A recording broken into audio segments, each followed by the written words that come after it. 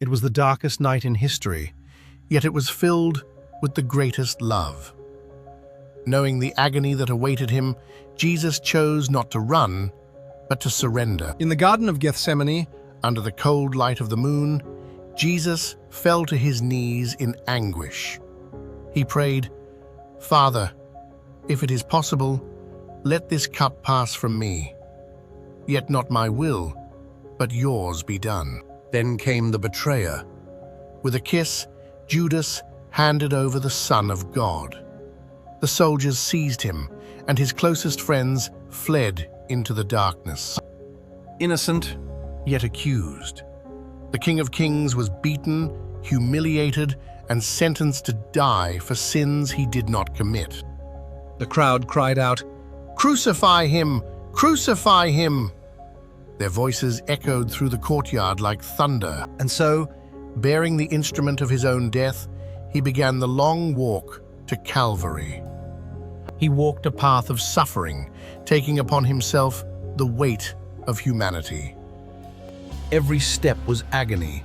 The weight of the cross bore down upon him, yet he pressed on, for he carried not just wood and nails, he carried the sins of the world. At Golgotha, the place of the skull, the soldiers raised the cross high. Between two criminals, the Savior of mankind hung suspended between heaven and earth. With nail-pierced hands and a heart full of forgiveness, he fulfilled the promise. As darkness fell over the land, Jesus declared, "It is finished," committing his spirit to the Father.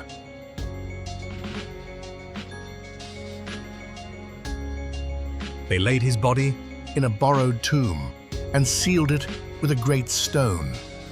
Roman soldiers stood guard, for even in death they feared his power. Friday passed. Saturday came and went. Then, as Sunday dawned, something shook the very foundations of the earth. Death thought it had won.